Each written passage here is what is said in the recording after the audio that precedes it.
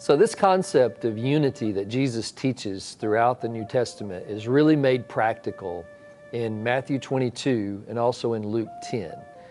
What happens is a Jewish lawyer comes to Jesus and asks him a question. He says, "What is the greatest commandment of all?"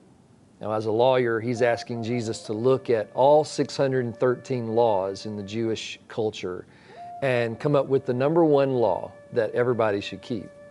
And of course, Jesus does this by coming up with what we're familiar with when he says we should love the Lord our God with all our heart, mind, soul, and strength, and love our neighbor as ourself. Three people in that commandment: God, me, and my neighbor. Jesus creates this triune kind of circle that includes everyone. But the lawyer sees a loophole, an exclusion. And he asks another question: who is my neighbor?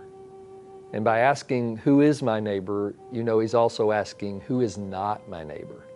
So he sees a way to exclude somebody from this circle: God, me, my neighbor, someone else. So Jesus wisely tells this story recorded in Luke 10. You can read it for yourself. I'll tell you a little bit about it. So Jesus has this guy traveling along a road, and a thief comes along and robs him, beats him up, and literally leaves him for dead on the highway. And Jesus has in the story these good people who we normally see as good to come by, you know, like a preacher, a priest, you know, a social worker, whatever. And they come by, but they are too busy trying to do good to stop and help out this person. They're probably a little bit afraid as well. This person's beat up, lying across, you know, down beside the road. And all these people that we would assume would be good walk past and do nothing. But in the story, Jesus has a Samaritan. This is where we get the story of the Good Samaritan. He has a Samaritan come by, and the Samaritan stops and picks the man up, cleans his wounds, and takes him to the hospital, gets him fixed up, and pays for all of it.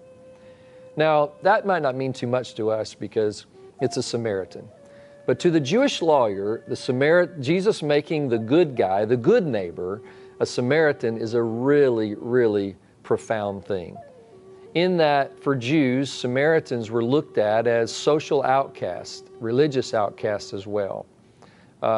They were social outcasts because the Jews looked at them as a mixed breed. They were not 100% Jew. They also worshiped funny, and so the Jews weren't really into them very much. And so for Jesus having a Samaritan come by and be the good guy, this was kind of off-putting to the lawyer, perhaps. In the same way it would be to us. Think about it for a second. See if you can put yourself in this story. Consider who would be the social outcast to you. Who would be the religious outcast to you? Who is it that you exclude from your circle, or myself, us? Who is it we exclude from our circle because they don't fit our social norm, or they don't fit our religious norm? They're not like us. Whoever that is that we exclude, here's where the rubber meets the road. Whoever it is that we exclude out of this circle that Jesus began with, that's the person in Jesus' story that would have helped us when we are in peril, when we've been robbed and left on the side of the road, beaten, left to die.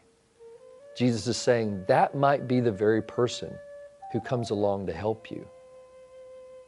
And that's what makes it all practical, to understand that we are all connected to each other. And that what Jesus is saying in loving your neighbor as yourself is that He is saying, love your neighbor like you love yourself. Include as many neighbors as you can, because you're going to be better off in the end the larger your circle is. Jesus says things like this in John 14:20. He says, the day will come when you will realize that I am in the Father is in me, I am in you, and you are in me. Figure that one out. Jesus is all-inclusive when He says, if I be lifted up, if I be brought up on the cross and crucified, I will draw all men unto me. He says, for God so loved the world that He gave His only Son. God is all-inclusive, And we should be too, because it makes good practical sense.